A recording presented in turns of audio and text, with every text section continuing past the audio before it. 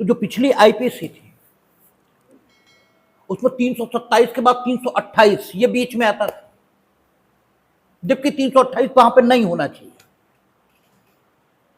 क्योंकि 328 ये कहता है कि विश्व इसके द्वारा अगर उपहति कारित करने का प्रयत्न हुआ, अगर विश्व से उपहति कारित हुई, तब तो मसला पहुंच गया या तो 124 और या 126,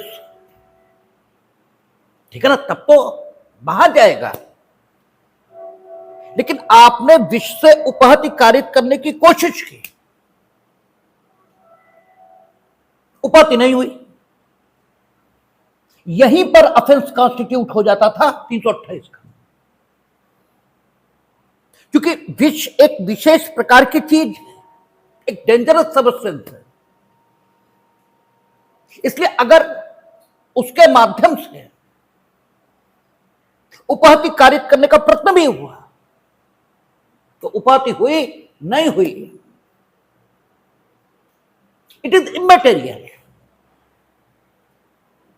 आप 324 या 326 इसकी जद से बाहर आकर 328 से शासित होना प्रारंभ हो जाते थे। आएगी, अभी देखेंगे। लेकिन जो सही क्रम था वो यही था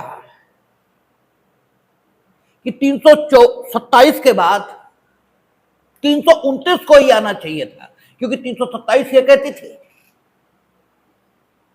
कि संपत्ति उद्दापित करने के लिए या अवैध कार्य को करने को विवश करने के लिए उपहति कारित करना है, और 329 कहती थी इसी प्रकार के उद्देश्यों से घोर उपहति कारित करना। तो कायदा यही कहता था कि जहां पर 328 थी वहां पर 329 को होना चाहिए था।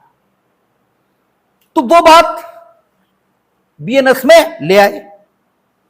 119 सबसेक्शन 1 ये पूर्व की 327 और 119 सबसेक्शन 2 ये पूर्व की 329, 328 को आगे ले गए, जो कि होना भी चाहिए था। और 329 के बाद ऑर्डर फिर ठीक था, 330 और 331। 330 कहती थी कि संस्वीकृति उद्दापित करने के लिए या संपत्ति का प्रत्यावर्तन कराने के लिए। देखिए, संपत्ति का प्रत्यावर्तन, ये खूब शब्द समझ रहे हैं। अगर आपकी संपत्ति मेरे पास है भी, meaning thereby if you have landed your property, आपने अपनी जो संपत्ति है ये विधिपूर्ण तरीके से हमारे कब्जे में दी है, लेकिन फिर भी आपको अपनी संपत्ति हमसे जबरदस्ती यानी विधि विरुद्ध ढंग से प्रत्यावर्तित कराने का हक नहीं है। आपने हमें रुपया दिया, पैसा दिया, यानी संपत्ति का ये जो प्रारूप है ये अक्सर उधार के तौर पर दिया जाता है, और जब ये उधार के तौर पर दिया जाएगा, मीनिंग देयर बाय ना ये आडमान से, ना गिरवी से, ठीक है, न बंधक से, ये किसी भी ढंग से प्रतिभूत नहीं होता है। जब आम समाज में हम लोग एक दूसरे से उधार लेते हैं तो न तो ये उधार के तौर पर दी गई धनराशि बंधक के द्वारा, न आडमान के द्वारा, न गिरवी के द्वारा, यानी प्लेज, हाइपोथेकेशन या मॉर्गेज, जो तरीके ऋणों की वापसी सुरक्षित तौर पर करवाने के लिए कानून में इस्तेमाल किए जाते हैं, उनमें से किसी भी तरीके को इस्तेमाल नहीं किया गया, और ऐसे ही धनराशि हम लोग उधार दे देते हैं। लेकिन हम लोगों के द्वारा दी गई ये धनराशि मर्यादा विधि यानी लिमिटेशन एक्ट द्वारा निर्धारित की गई मर्यादा की अवधि के भीतर एक्शनेबल क्लेम के तौर पर वसूली योग्य मानी जाती है और सिविल न्यायालय इसको अनुतोष देने का आधार मानता है। यही हम लोगों ने अनियोज्य दावे की परिभाषा में पढ़ा था टीपीए में, कि ऐसा कोई ऋण जो किसी भी ढंग से प्रतिभूत नहीं है, यह जंगम संपत्ति में के हित का कोई ऐसा दावा है जो स्वयं दावेदार के कब्जे में नहीं है, और ऐसा हित या ऐसा ऋण सिविल न्यायालय में अनुतोष के तौर पर या सिविल न्यायालय के द्वारा अनुतोष के तौर पर दिया जा सकता है।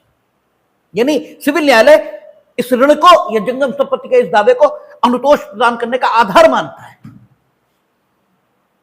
तो ऐसे दावे को हम क्या बोलेंगे? Actionable claim. तो जब एक्शनेबल क्लेम बोलेंगे, इसका मतलब यह हो गया कि अगर आपने हमें उधार के तौर पर कोई धनराशि दी हुई है तो उसकी वसूली एक्शनेबल क्लेम के तौर पर कर सकते हैं, जबरदस्ती नहीं। ठीक है, जबरदस्ती नहीं कर सकते आप। यही स्पेसिफिक रिलीफ एक्ट था। 5 और 6 अचल संपत्ति के बारे में थे, तो 7 और 8 चल संपत्ति के बारे में थे। मीनिंग देयरबाय है जो रिस्टोरेशन ऑफ प्रॉपर्टी है, प्रत्यावर्तन है, ठीक है, संपत्ति का, ये बाय डिंट ऑफ फोर्स, ये बल के द्वारा नहीं कराया जा सकता। ये कानून की मंशा है, क्योंकि अगर यह हुआ तो सामाजिक व्यवस्था ये भंग हो ही जाएगी। इसलिए क्रिमिनल लॉ क्या कर रहा है? इस चीज को दंडनीय बना रहा है। कहां? पूर्व की आईपीसी धारा 330 देखते थे, धारा 331 देखते थे, और वर्तमान में 120 कहता संस्वीकृति उद्यापित करने के लिए या संपत्ति का प्रत्यावर्तन। ठीक है, प्रत्यावर्तन के लिए शब्द इन्होंने रिस्टोरेशन अंग्रेजी में यही उपयोग किया है। यानी आपकी संपत्ति है, इसका मतलब यह नहीं हुआ कि you are permitted in law to recover that property in any manner. यह इसका मतलब नहीं। You must recover that property by the process of law. हालांकि ये बड़ी आदर्शवादी बातें हैं। By the process of law आदमी की जिंदगी निकल रही है, कुछ हो ही नहीं पा रहा है, और हम तो ये देख रहे हैं कि सिर्फ एक सिस्टम आपने बना रखा है। कोई कत्ल कर देगा, 2-4 साल जेल रहेगा, बस, इससे ज्यादा कुछ नहीं होता।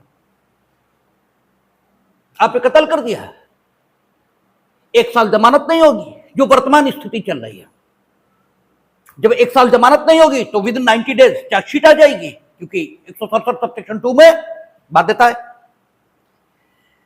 और जब वो आ जाएगी तो इस समय उच्च न्यायालय और उच्चतम न्यायालय अनुच्छेद 21 की बड़ी मार हाउ काट व्याख्या कर रहे हैं, तो स्पीडी ट्रायल ये शुरू हो जाएगा। ठीक है, स्पीडी ट्रायल बहुत साल भर में कंक्लूड हो जाएगा, सजा हो जाएगी, या छूट जाएगा। छूट गया तो बात ही खत्म। और अगर सजा हो गई तो वहां पहुंच जाएगा, 1 साल, 1.5 साल, 2 साल बेल हो जाएगी। यानी कुल कितना रहा? 3 साल। ठीक है, 3 साल। और इस समय हाईकोर्ट में अपीलें कौन सी सुनी जा रही? सन 82 की। ठीक है, 2-3 साल बाद वो एक ऑर्डर कर देंगे कि निकट भविष्य में इसकी अपील सुने जाने की कोई संभावना प्रतीत नहीं होती है, क्योंकि इतना बैकलॉग है। बस वो बेल पे आ जाएगा। अब सोचिए, 82/8/18/2000, 25/8/33, 10-43 साल हो गए आज। यानी 43 साल बाद लगभग उसका नंबर आएगा, तब तक वो आराम से भगवान जी के यहाँ पहुंच जाएगा। ठीक है, तो एक प्रक्रिया खाली आपने न्याय के नाम पर बना रखी है, जिसको आप एक न्याय का आडंबर, एक पाखंड ये जरूर कर देते हैं। लेकिन एज ए टीचर हमारी तो मजबूरी है कि हम आपको ये बेवकूफानी चीजें पढ़ाएं, और आपकी भी मजबूरी है क्योंकि आपने गलती से लाफील्ड चुन ली है कि आप इस बेवकूफी को पढ़ें। लेकिन नक्शल में देखें तो ये सिर्फ मूर्खता ही सिद्ध हो रही है, ठीक है। और एक तो आजकल चूंकि जज साहब जो हैं उन्होंने कभी ग्राउंड तो देखा नहीं, वो तो 500 घरानों में पैदा हुए जहां जज ही पैदा होते हैं, तो उन्होंने ग्राउंड तो देखा नहीं है। तो उन्हें सिर्फ अभियुक्त के अधिकार ये अनुच्छेद 21 में दिखाई दे रहे हैं। Bail is rule, jail is exception, फलाना ढिमाका, सब अभियुक्त के अधिकार हैं। पीड़ित का कोई हक नहीं है। पीड़ित मर गया तो पिट जाए, मर गया तो मर गया, क्या दिक्कत है। विक्टिम की ओर आपराधिक न्याय प्रशासन का कोई ख्याल ही नहीं है, कोई ध्यान ही नहीं है, ठीक है। डिसीजन दे देंगे, सेक्शन 35 जैसे सेक्शन जोड़ दिए जाएंगे, बोले 7 साल तक तो बाहरी जमानत दे दो, ठीक है, बाहरी जमानत दे दो, मीनिंग देर भाई उसे गिरफ्तार मत करो जब तक 5 स्थितियां न हो। और 5 स्थितियां शायद ही कोई मामला हो जिसमें 5 स्थितियां ना हो, ठीक है, ना हो मीनिंग देर में 5 स्थितियां हो तो गिरफ्तारी करनी पड़े, अदरवाइज गिरफ्तारी का मतलब ही नहीं है। तो 7 साल तक तो गिरफ्तारी खत्म। और व्यक्ति में डर किस चीज का था? जेल जाने का, गिरफ्तार होने का, ठीक है। और हिंदुस्तानी समाज का भी अजब रंग है, ठीक है। जब तक एफआईआर न लिखे तब तक ये पीड़ित के साथ है, और एफआईआर लिखते ही अभियुक्त के साथ है, ठीक है। हिंदुस्तानी समाज का अजब रंग है, ठीक है। तो कुल मिलाकर मामला सब अंधेर नगरी चौपट राजा है, ठीक है। लेकिन इस कॉन्सेप्शन को ध्यान में रखकर कि मामला अंधेर नगरी चौपट राजा है, इसलिए सामर्थ, लाठी जिसकी होगी भैंस उसी की होगी, ठीक है। आप सामर्थ्य हासिल करने के लिए इस कानून को पढ़ें तो बेहतर है, ये मानकर मत पढ़ें कि इससे बड़ा कुछ आप हासिल कर लेंगे, होगा इससे कुछ नहीं।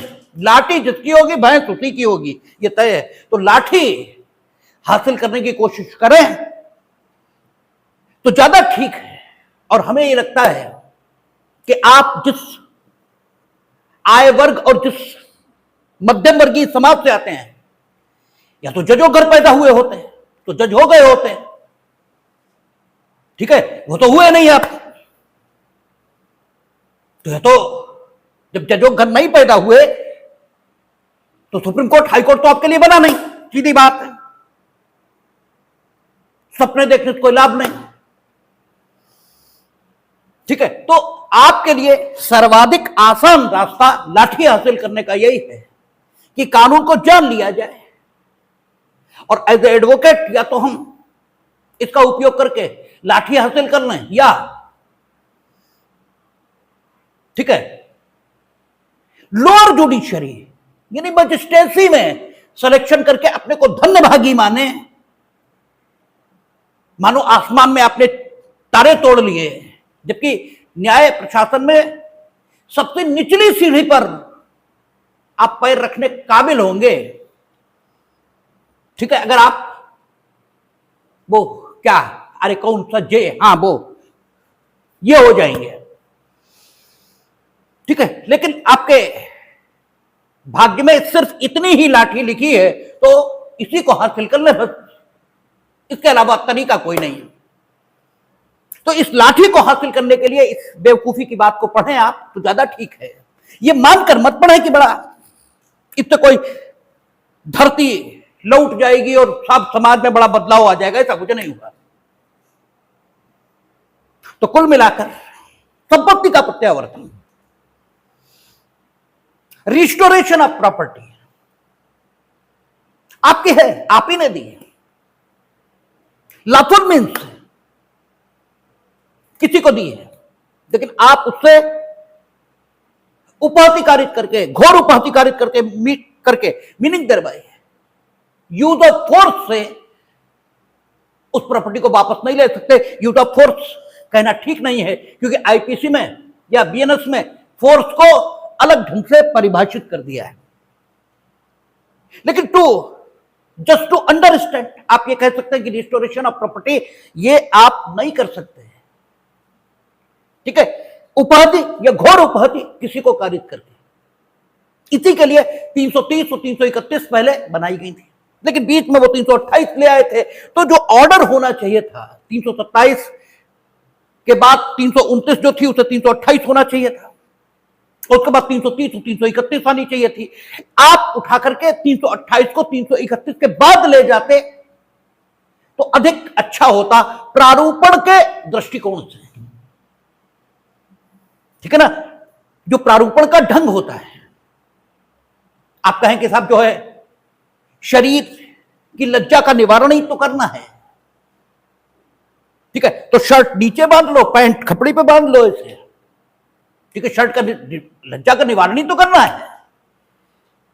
लेकिन इसका मतलब ये तो नहीं हुआ, एक व्यवस्था होती है हर चीज की। आपको इसमें क्या बीच में 328 रख दिया गया तो पढ़ना तो था ही, ठीक पढ़ना था, लेकिन अगर ठीक से व्यवस्था के साथ रखते तो ज्यादा ठीक था। और अब व्यवस्था के साथ ही लाया गया। आपने देखा था 324 बीच में 325, जबकि 324 और 326 का एक संबंध है। उन उपकरणों से उपाधि आपने कारित की 324, उन उपकरणों से आपने घोर उपाधि कारित की 326। तो होना कहां चाहिए एक साथ, बीच में 325 नहीं होनी चाहिए, लेकिन थी, ठीक है ना। तो ये जो प्रारूपण था इसको भी सुधारने का काम नई बीएनएस में किया है, और इसीलिए आपका 119 सबसेक्शन 1 और 119 सबसेक्शन 2 जो पहले 327 और 329 थी, अब यहां पर आ गई, और 330 और 331 जो थी वो 120 सबसेक्शन 1 और 120 सबसेक्शन 2 ये हो गए। और इस ढंग से न लिखने के कारण, क्योंकि 324 आप लिखते थे, बीच में 325 फिर 326, तो 324 की पूरी भाषा 326 में उतारनी पड़ती थी, क्योंकि बीच में 325 है। 330 331, ठीक है, वो पूरी भाषा उतारनी पड़ती थी। 327 329 बीच में 328 है, और अब ज्यादा आसानी हुई। उन्होंने 119 सबसेक्शन 1 में बात लिखी और 2 में लिख दिया, जो कोई उपधारा 1 में निर्दिष्ट किसी प्रयोजन के लिए स्वेच्छा घोर उपाधि कारित करेगा वो इस दंड से दंडित होगा। तो जो ब्रेविटी होनी चाहिए प्रारूपण में, वो ब्रेविटी भी आ गई। तो प्रारूपण ठीक हुआ, ऐसे कह सकते हैं। हालांकि प्रारूपण में विसंगतियां भी बहुत रही हैं। हम लोगों ने देखा था कि वहां लिख दिया संगठित अपराध 111 में कि चार्जशीट प्रस्तुत होनी चाहिए। अब पुलिस रिपोर्ट अगर चार्जशीट के प्रारूप में प्रस्तुत नहीं हुई, लेकिन संज्ञान हो गया चार्जशीट की तरह, तो आप क्या करेंगे, ठीक है। लेकिन यह विसंगति है, और यह विसंगति क्यों है, क्योंकि देश का दुर्भाग्य यह है कि कानून का प्रारूपण कौन करेगा, लेजिस्लेचर, और लेजिस्लेचर या सरकार जो कुछ करेगी वो कौन करेगा, आईएएस। और आईएएस के दिमाग में एक बात बैठी कि हम तो भगवान हैं। अरे भाई, जिब्राइल सीधे उतर के हमें खुदाई संदेश रोज देते, हमसे काबिल कौन। वो किसी की न सुनने को राजी है, न किसी की मानने को राजी है,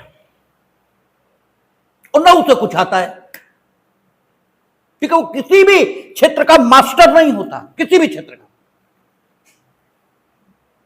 ठीक है। वो jack for all master of none, इस कोटि का आदमी होता है,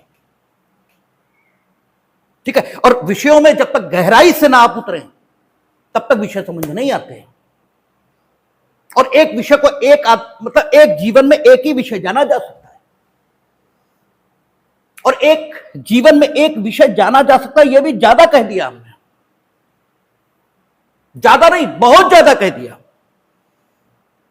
क्योंकि अल्बर्ट आइंस्टीन दुनिया से जब गए वो कह रहे थे कि जितना हमने जाना अब तो लग रहा है कुछ भी नहीं जाना।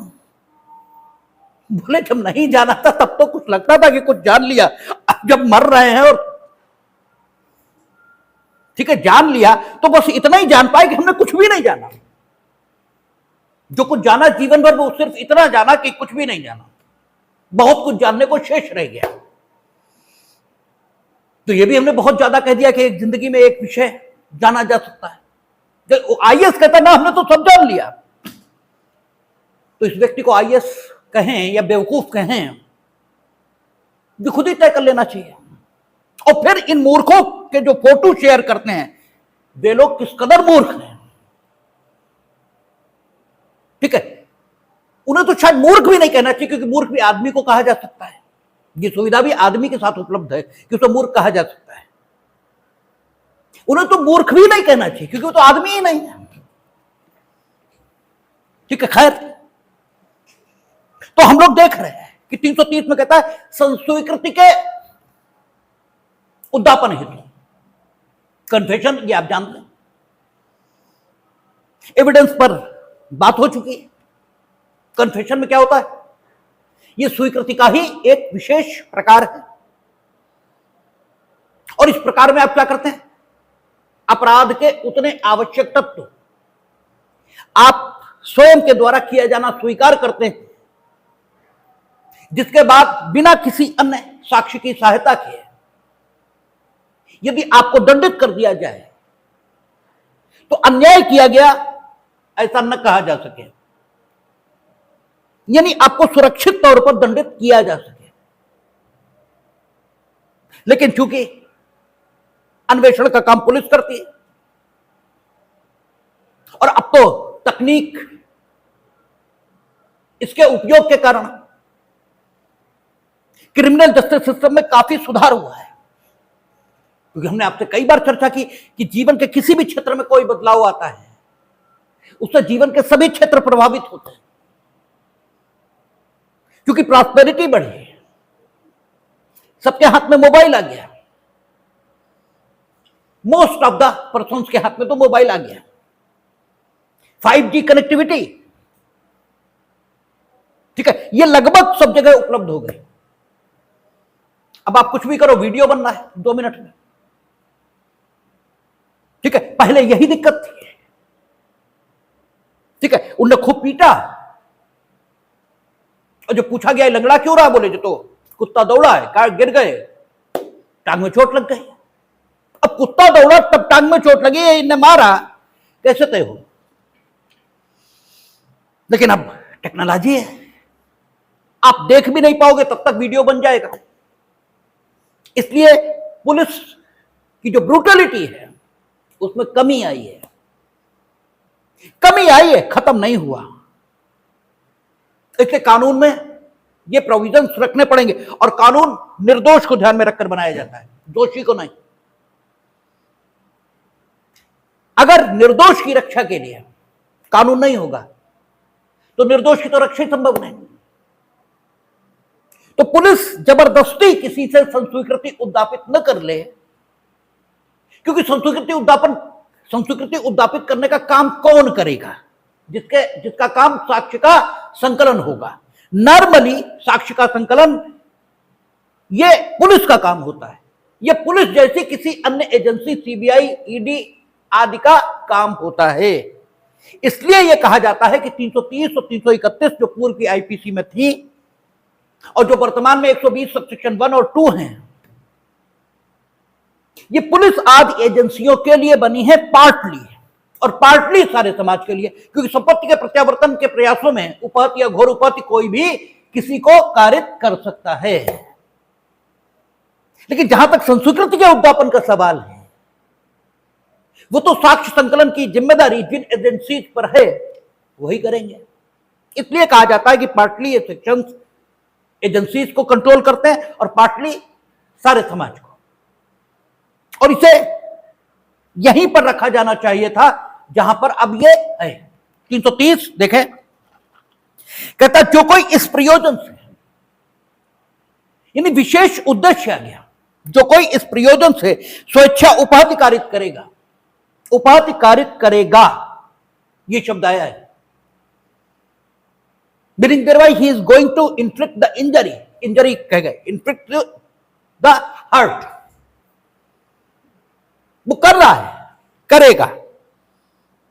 ठीक है, कि उपात व्यक्ति से या उपात व्यक्ति से हितबद्ध किसी व्यक्ति से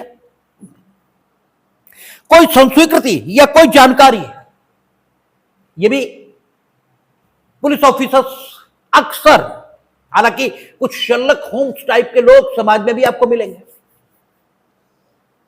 और वो शर्लक होम्स अपनी सारी जासूसी की प्रतिभा 200 रुपए चुराने वाले आदमी, साइकिल चोरी करने वाले चोर, इसी पर दिखा पाते हैं। बाकी उनकी जो जासूसी की प्रतिभा है वो जाने कहां चली जाती है। जब कोई साइकिल चोर पकड़ लिया जाएगा या किसी ने 200 रुपए चुराए हैं वो पकड़ लिया जाएगा, तो वो उसे इतना मारेंगे कि तुमने कहां कहां चोरी की, तुमने क्या किया, ये तो पूछने के लिए, कि कई बार तो वो मर ही जाएगा। ऐसी ब्रूटलिटी होती रहती है।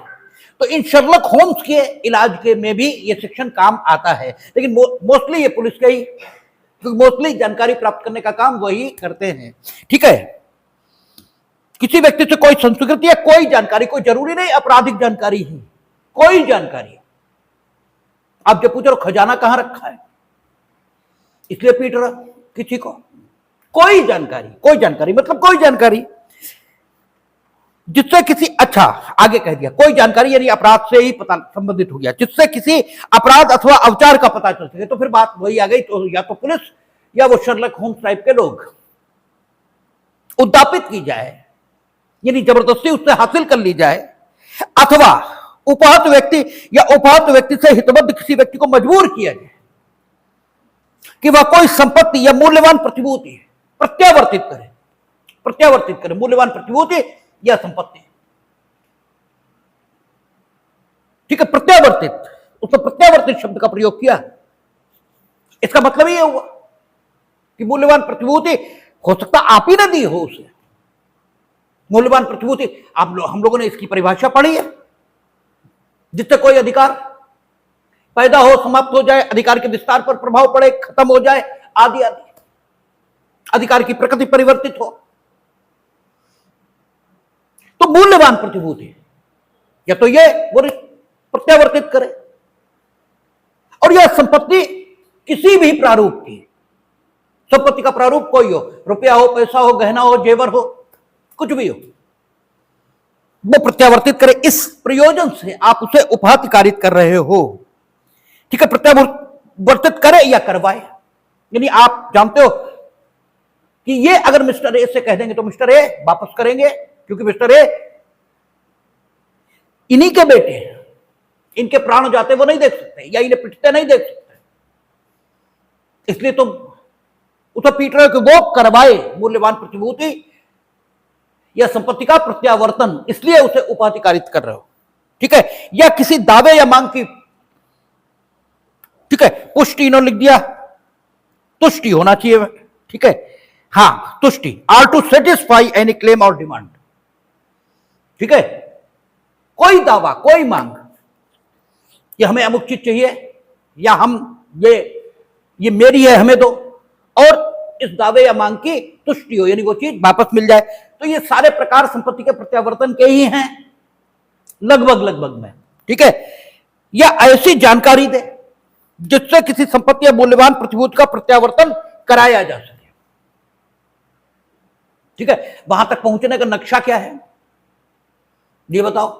ठीक है, तो प्रत्यावर्तन कराया जा सके ऐसा, इसके लिए वह दोनों में से किसी बात के कारावास से जिसकी अवधि 7 वर्ष तक की हो सके। अगर आपने इन विशेष प्रयोजनों से उपहतिकारित की किसी को, तो जो सजा मिलेगी 7 साल तक। अब दृष्टांत देखें तो बात एकदम क्लियर है कि लेजिस्लेचर ने पुलिस को ध्यान में रखकर ये सेक्शन बनाए हैं। का और खाखंड इस बात को स्पष्ट कर देते हैं, और गाखंड इसको स्पष्ट करता है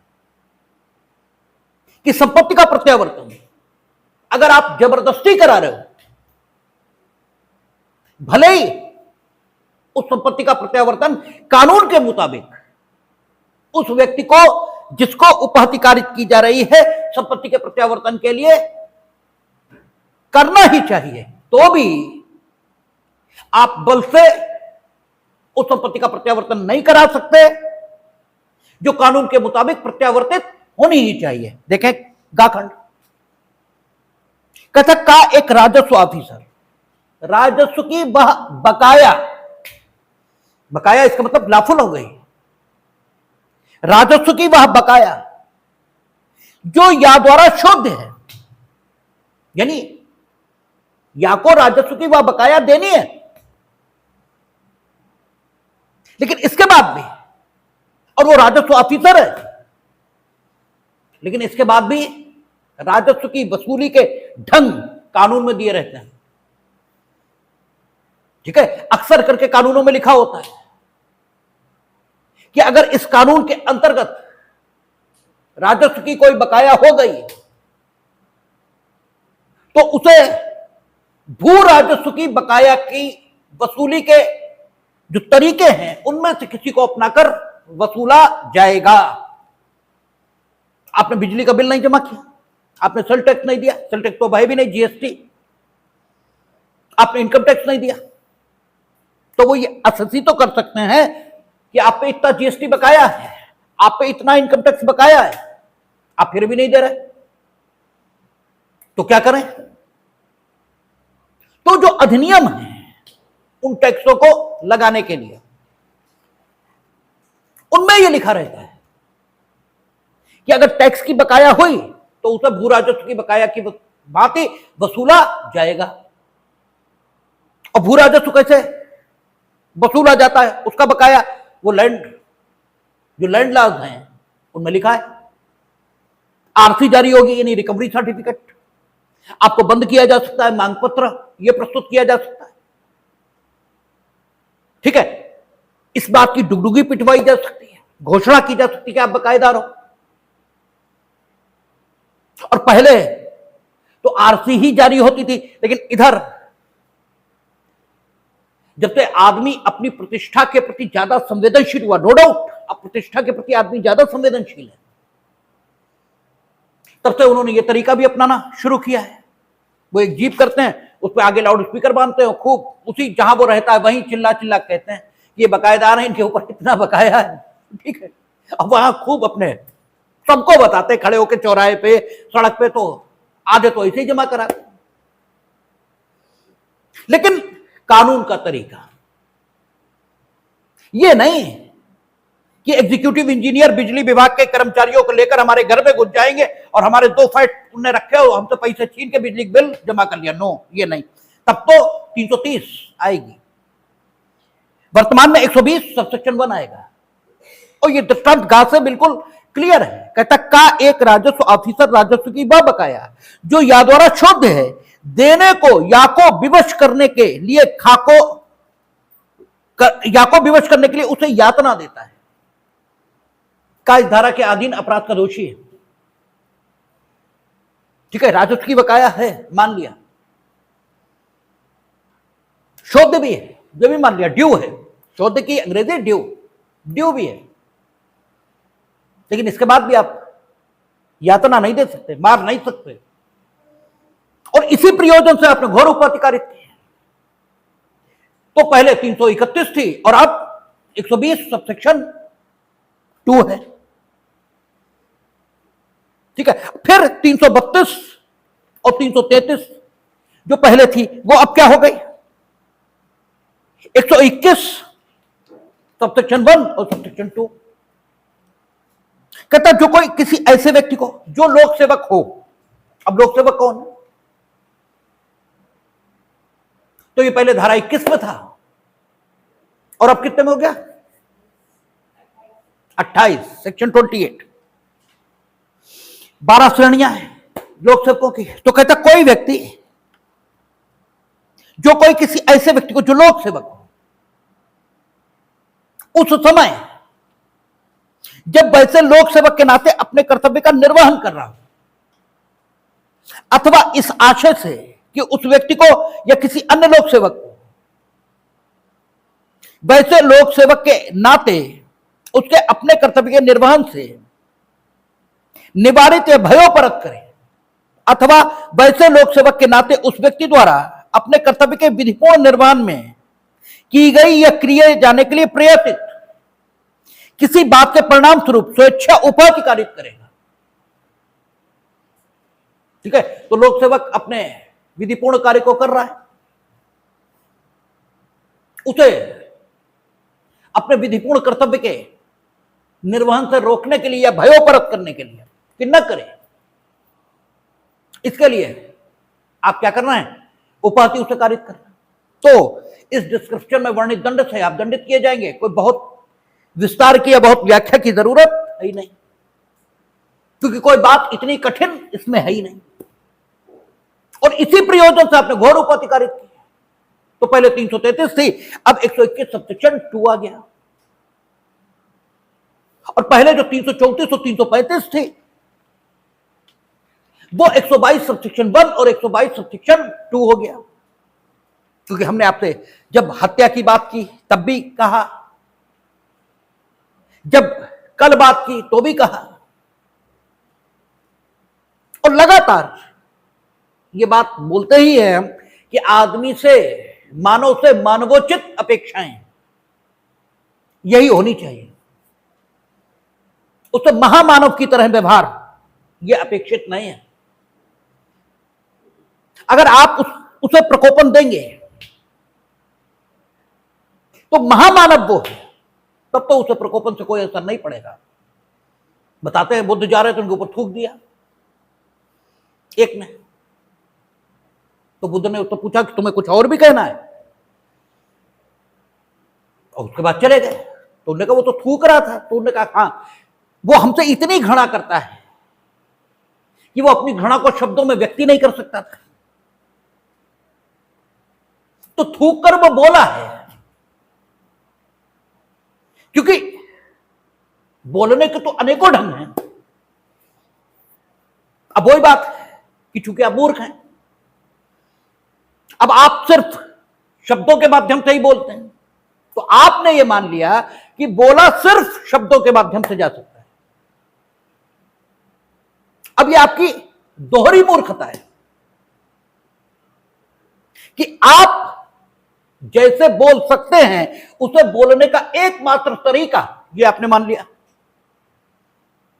तो जो खोज हो सकती थी बोलने के अन्य तरीकों की, वो भी आपके लिए खत्म हो गई, क्योंकि आपने तो अपनी नियति को प्राप्त कर लिया है। भाई आपके अनुसार बोला सिर्फ शब्दों के माध्यम से जा सकता है, आपने शब्दों के माध्यम से बोलना सीख लिया, तो अब सीखने को शेष क्या रहा? जब सीखने को आपके मुताबिक कुछ शेष रह जाएगा तभी तो आगे सीखेंगे। जब सीखने को कुछ शेष बचा ही नहीं तो आप सीखेंगे क्या? तो आपने तो माना कि बोलने का सिर्फ एक तरीका शब्द, तो आपके लिए अन्य तरीकों से बोलना सीखने की जो संभावना थी वो आपकी इस मान्यता के साथ खत्म हो गई। अब कोई संभावना शेष नहीं बची। ठीक है, तो आपने न सिर्फ मूर्खता का प्रदर्शन किया इस प्रकार की मान्यता बनाकर, बल्कि अपने भविष्य को भी चौपट कर लिया। आपको हमेशा यह मानकर चलना चाहिए कि जो हमें पता है इसके अलावा भी हो सकता है, तो फिर संभावना तो बनी रहेगी। आपका स्वभाव जिज्ञासु यह रहना चाहिए। तो बुद्ध ने तो उसके थूकने को बोलने के समान देखा। उन्होंने कहा भाई इसके पास अपनी घृणा को मेरे प्रति व्यक्त करने का और कोई तरीका इसके पास था ही नहीं। ये कितने भी कठोर शब्दों का इस्तेमाल करता, लेकिन अपनी घृणा मेरे प्रति व्यक्त नहीं कर सकता था, इसलिए तो थूक दिया। तो इसका थूकना थूकना नहीं है, बल्कि बोलना है। तो ये बुद्ध कह सकते हैं। आपके तो मुंह पे कोई छोड़ो कपड़ों पे ही थूक गिर जाए तो भी आप प्रकोपित हो उठेंगे। तो महामानवों से जो अपेक्षा है वो मानवों से नहीं हो सकती। महामानव के तो आप ईंट मारो, कुछ भी मारो, तो वो कहता है कि हमें आप मार ही नहीं सकते। आप जो कुछ मार सकते हो मेरे शरीर को मार सकते हो, और हम और हमारा शरीर अलग अलग है। हम तो अनंत के यात्री हैं। इस शरीर में सिर्फ हमारा एक पड़ाव है, इसे छोड़कर हम जाएंगे। और आप इसी को मार सकते हो, हमें तो मार ही नहीं सकते। ठीक है, तो जो महामानव है वो तो इस ढंग से सोचेगा। तो महामानवों के लिए कानून होता भी नहीं। ठीक है, क्योंकि महामानव तो अपदीपो भव, वो तो अपना दीपक स्वयं है। आपसे चूंकि मर्यादा का उल्लंघन हो सकता है, इसलिए आपको मर्यादा में रखने के लिए कानूनों की जरूरत है। वो उससे कानून मर्यादा का उल्लंघन कभी होगा ही नहीं, तो उसके लिए कानून है ही नहीं। भाई डंडा किसके लिए है? जो मरखन्ना हो, नहीं तो डंडे की जरूरत बात ही खत्म है। तो महामानवों के लिए न कानून होता है और न महामानवों को कानून की जरूरत है। दोनों ही बातें नहीं। आपको है तो आप मानव हैं, तो आपसे मानवोचित अपेक्षा यही होनी चाहिए।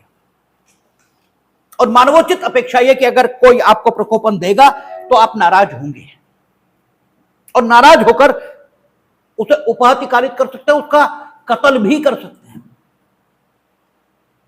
लेकिन प्राइमरी काम उसी ने किया था, प्रकोपन उसने दिया, इसलिए आप प्रकोपित हुए और आपने संबंधित काम किया।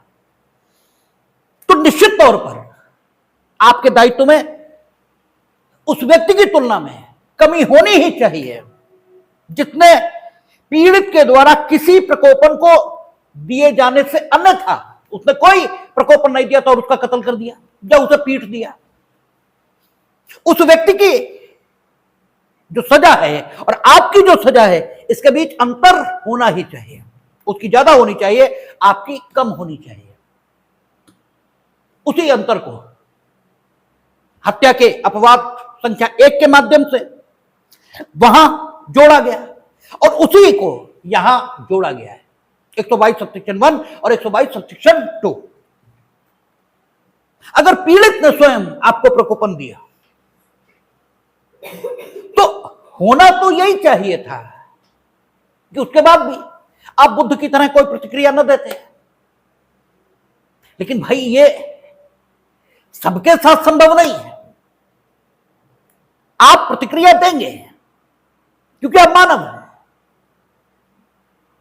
अब आप प्रतिक्रिया दे रहे हैं, आपने उसे पीट दिया, प्रकोपन उसने दिया, उसने पीटा नहीं आपको लेकिन प्रकोपन तो दिया और आपने उसे पीटा।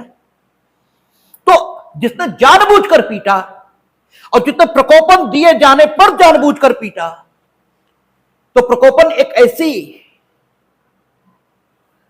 तथ्य स्थिति इस मामले में आ गई जिसके आधार पर, जिसके साबित होने पर निश्चित तौर पर इस व्यक्ति के दायित्व में कमी आनी चाहिए। इसलिए प्रकोपन को फैक्ट इन डिस्प्यूट यह भी कहा जाएगा एविडेंस एक्ट की भाषा में, क्योंकि विवादित तथ्य हर वो तथ्य है, हर वो तथ्य विवादित तथ्य कहा जाता है जिसके साबित हो जाने पर दायित्व पैदा हो, समाप्त हो, दायित्व की प्रकृति परिवर्तित हो, दायित्व के विस्तार में कमी या बढ़ोतरी हो जाए, तो प्रकोपन फैक्ट इन डिस्प्यूट भी माना जाएगा।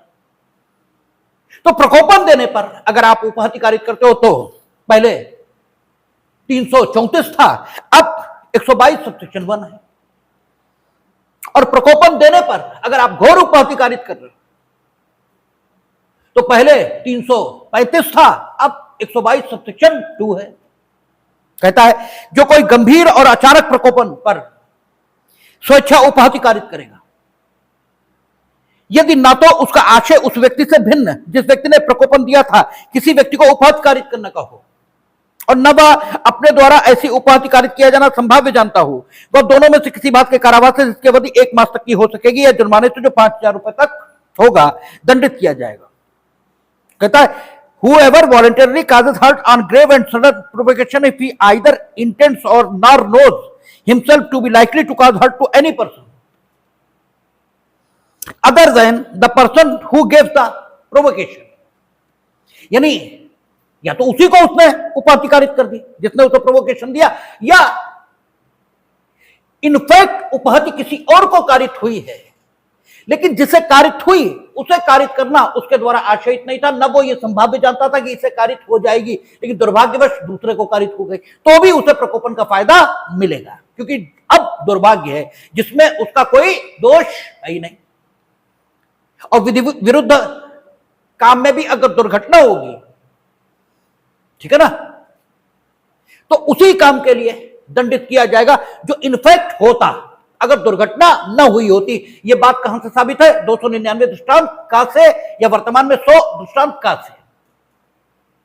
अगर जिसने प्रकोपन दिया था उसी को उपाधि कारित हुई होती तो जितनी सजा मिलेगी उतनी ही दुर्घटना हो जाने पर, यानी किसी अन्य को उपाधि कारित हो जाने पर, जिसे उपाधि कारित होना न तो वो संभाव्य जानता था, न उसे उपाधि कारित करने का उसका कोई आशय था, लेकिन इनफैक्ट उसे कारित हो गई।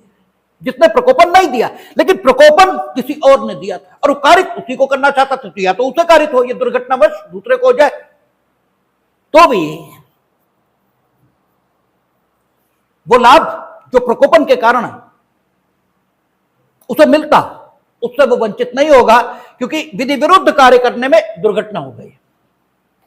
तो विधि विरुद्ध कार्य करने में अगर दुर्घटना हुई है तो मूल काम जो था दायित्व तो उसी के लिए रहेगा, ठीक है। इसीलिए यहां कह रहा है वो इस तरह कि यदि किसी अन्य को कारित कर रहा है तो उसे कारित करने की संभाव्यता का ज्ञान उसे नहीं है, ना उसे कारित करने का उसे आशय है, लेकिन फिर भी कारित हो गई और मूल रूप से प्रकोपन दिया गया था, तो जो सजा होगी वो 1 मास और जुर्माना 5000। शायद जुर्माना इसमें बढ़ाया, पहले जुर्माना 500 रुपए या ऐसे कुछ था, देख लें, जो भी हो पिछला आप देख लें। और यही स्थिति घोर उपाधि की है। इन्हीं स्थितियों में अगर घोर उपाधि कारित की जाएगी तो सजा 5 वर्ष, इसमें सजा भी बढ़ा दी, पहले सजा इतनी नहीं थी, और जुर्माना ये तो बढ़ाया ही है, ठीक है ना। तो 334, 335, अब 308 और स्पष्टीकरण में उन्होंने लिखा कि ये धारा उन्हीं परंतुकों के अधीन है जिसके अधीन धारा 101 का अपवाद है। वो तो आपको पता ही है कि प्रकोपन इतना गंभीर और अचानक होना चाहिए कि वो आत्मसंयम की शक्ति से वंचित हो जाए, और आत्मसंयम की शक्ति से वंचित होकर जिसने प्रकोपन दिया उसकी मृत्यु कारित करे, या किसी अन्य व्यक्ति की मृत्यु दुर्घटना या भूलवश कारित करे, और वो किसी के राइट टू सेल्फ डिफेंस के यूज से प्रकोपित न हो, वो स्वतः प्रकोपित न हो। प्रकोपन आपका एक्सक्यूज के तौर पर लिया जाना उसके द्वारा इंटेंडेड ना हो, और प्रकोपन अचानक और गंभीर था या नहीं, अचानक भी होना चाहिए, गंभीर भी होना चाहिए, और अचानक और गंभीर था या नहीं ये तथ्य का विषय होगा, ये बालिका है, तो ये यहां भी रहेगा एक्सप्लेनेशन के मुताबिक। अब जो पहले 328 का बोल है, 123 कहता है जो कोई इस आशय से, क्या कहता है देखिए, जो कोई इस आशय से कि किसी व्यक्ति को उपाधि कारित की जाए, करेगा नहीं लिखा है, इस आशय से कि उपाधि कारित की जाए, इसका मतलब पूर्व की 328 या 123 के आकर्षित होने के लिए उपाधि का कारित होना जरूरी नहीं है। अगर जरूरी होता तो होता विश्व द्वारा कारित करेगा, कहता कारित की जाए, ये कहा है, यानी अपराध यहीं पर कंप्लीट, और कारित हो भी गई तब तो बात फिर है ही है, फिर तो 326, 328 सभी कुछ आ जाना चाहिए, ठीक है। अगर उसने जीवन को संकटापन्न बना दिया है, उपाधि के 8 प्रकारों में पहुंच गई, ठीक है ना, तो अगर हो गई 100 में तो 10 आएगा ही, लेकिन 10 में जरूरी नहीं 100 आ जाए। तो यहां पर मिनिमम जो अपेक्षित है धारा को आकर्षित करने के लिए वो क्या, कि आप विश्व द्वारा उपाधि कारित की जाए ऐसी मंशा रखते हैं। ये मिनिमम जो सेक्शन की अपेक्षा है वो इतनी ही है। कहता है जो कोई इस आशय से किसी व्यक्ति की उपहति कारित की जाए या अपराध करने के या किए जाने को सुकर बनाने के आशय से, या यह संभाव्य जानते हुए कि वह तद द्वारा उपाधि कारित करेगा, ये संभाव्य जानते हुए कि अगर दिया तो उपाधि कारित होगी, या कोई विष या जड़िमाकारी नशा करने वाली या अस्वास्थ्यकर औषधि या अन्य चीज उस व्यक्ति को देगा, बस दी, या उसके द्वारा लिया जाना कारित करेगा, दोनों में से कोई काम कर दे, देगा या लिया जाना कारित करेगा। लिया जाना कारित कैसे किया? बोतल में मिला दिया, प्रसाद में मिला के खिला दिया, इससे आपने दिया, ये नहीं है, लिया जाना कारित किया है। ली तो उसने, उस व्यक्ति ने खुद ही, ठीक है, लिया तो उसने खुद ही है, लिए, लेकिन you have caused the taken such type of poison by that person, ठीक है। लिया जाना कारित करेगा वह दोनों में से किसी बात के कारावास जिसकी अवधि 10 वर्ष, ठीक है, इतनी हो सकेगी। सेक्शन के आकर्षित होने के लिए सिर्फ इतना जरूरी है कि अपराध का किया जाना सुकर बनाने के, जैसे हमने कहा ना, वो छोटे मियां बड़े मियां दिखा रहे हैं कि डाली सब बेहोश, तो जड़िमाकारी है ना वो, और किस उद्देश्य से चोरी कर लें, ठीक है, विषैला पदार्थ खिलाकर अक्सर करके लोग लूटते हैं, ठीक है। तो ऐसी कोई अपराध को सुकर बनाने के प्रयोजन से भी अगर आप इसका प्रयोग कर रहे हैं तो भले ही उसे उपहति हो उपहति न हो, इससे मतलब नहीं। सेक्शन आकर्षित हो गया और आपको 123 में या पूर्व की 328 में सजा हो सकती है। अब ये 125A और 125B कहता है अम्ल आदि का प्रयोग स्वेच्छा करके स्वेच्छा घोर उपहति कारित करना। अम्ल वहां भी है 326, ठीक है ना, स्वेच्छा घोर उपहति कारित करेगा, ठीक है, वहां कहा है 326 में, ठीक है ना, वहां भी तो आया विषय संचारक पदार्थ अम्ल इस सब का, ठीक है। यहां क्या करा, जो कोई किसी व्यक्ति के शरीर के किसी भाग या किन्हीं भागों को उस व्यक्ति पर अम्ल फेंक कर या उसे अम्ल देकर या उसे किसी अन्य साधनों का प्रयोग करके ऐसा कारित करने के आशय से या ज्ञान से कि संभाव्य है कि उनमें ऐसी क्षति या उपहति कारित हो, स्थायी या आंशिक नुकसान कारित करेगा, या अंग विकार करेगा, या जलाएगा, विकलांग बनाएगा, या विद्रूपित करेगा, या निशक्त बनाएगा, या घोर उपहति कारित करेगा, वह दोनों में से किसी बात के कारावास जिसकी अवधि 10 वर्ष से कम की नहीं होगी, किंतु जो आजीवन कारावास तक की हो सकेगी, दंडित किया जाएगा और जुर्माने से भी दंड नहीं होगा। इस सेक्शन में और 326 और 324 में अंतर कहां पर आ रहा, इस पर हम कल बात करेंगे, ठीक है ना, कल मीनिंग भाई सोमवार को, क्योंकि एकदम अंतर हम नहीं निकाल पा रहे हैं, क्योंकि हम इसी समय पढ़ रहे हैं दोनों सेक्शन को। जब आराम से पढ़ेंगे तभी देख पाएंगे क्या अंतर आ रहा है। लेकिन फिलहाल अम्ल से अगर आपने किसी को अम्ल फेंक कर या देकर घोर उपहति या उपहति कारित की या आंशिक तौर पर या परमानेंटली निशक्त बनाया है, तो आप पूर्व में जो कितना था 328A 326AB और अब 124(1) और 124(2) ये होगा। कहता है यदि जो कोई किसी व्यक्ति को स्थायी या आंशिक नुकसान कारित करने या उसका अंग विकार करने या जलाने, विकलांग बनाने या विद्रूपित करने या निश्चित बनाने या घोर उपहति कारित करने के आशय से उस व्यक्ति पर अम्ल फेंकेगा। ऊपर और नीचे में अंतर इतना है, ऊपर अम्ल फेंक रहा है और गिर भी रहा है, यहां आपने अम्ल फेंका, जरूरी नहीं है गिरे, भाई आपने फेंका दूसरे पे नहीं गिरा। अम्ल फेंकेगा या फेंकने का प्रयत्न करेगा।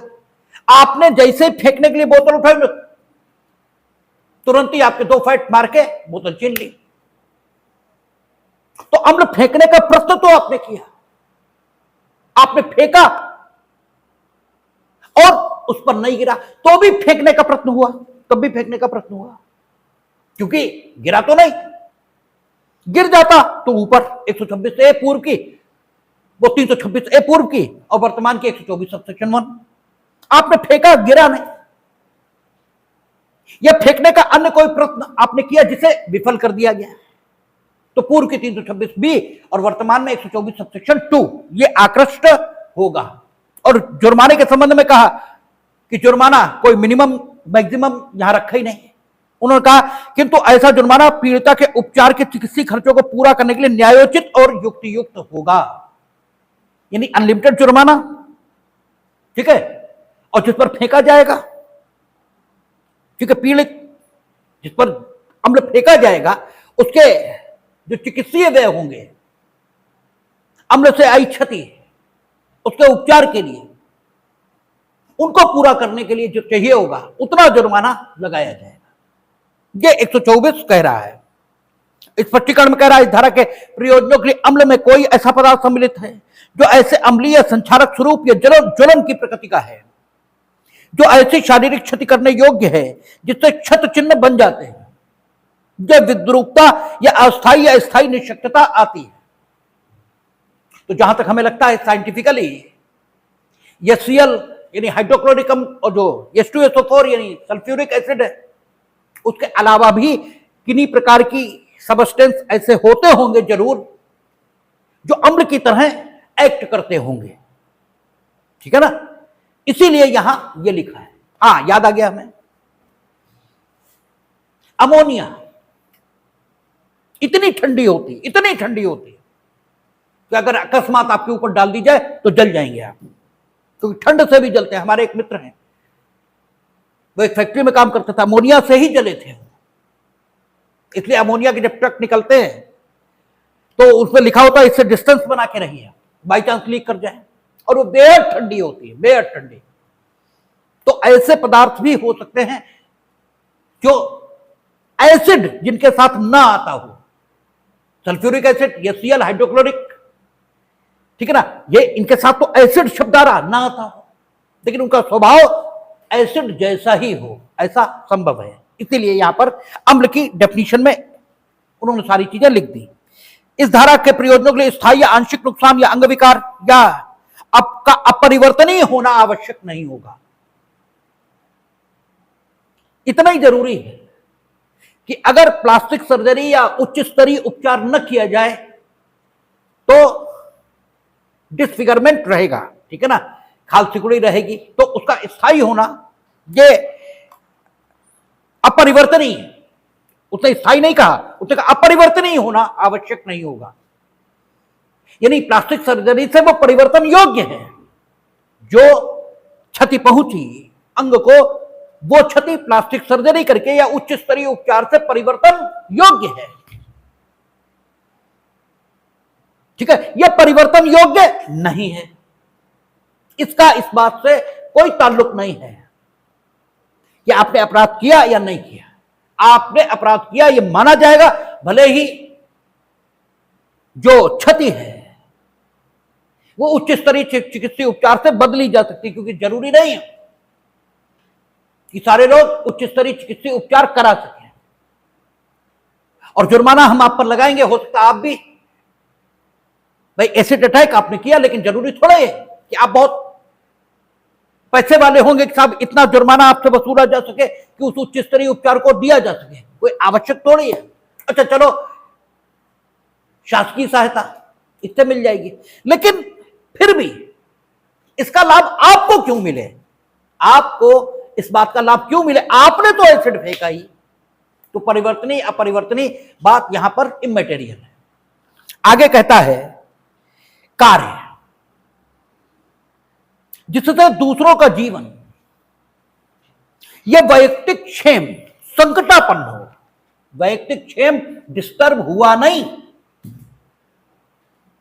डिस्टर्ब नहीं हुआ, हो सकता था आपके काम से जीवन संकट में आया नहीं, लेकिन जीवन संकटापन्न हो सकता था,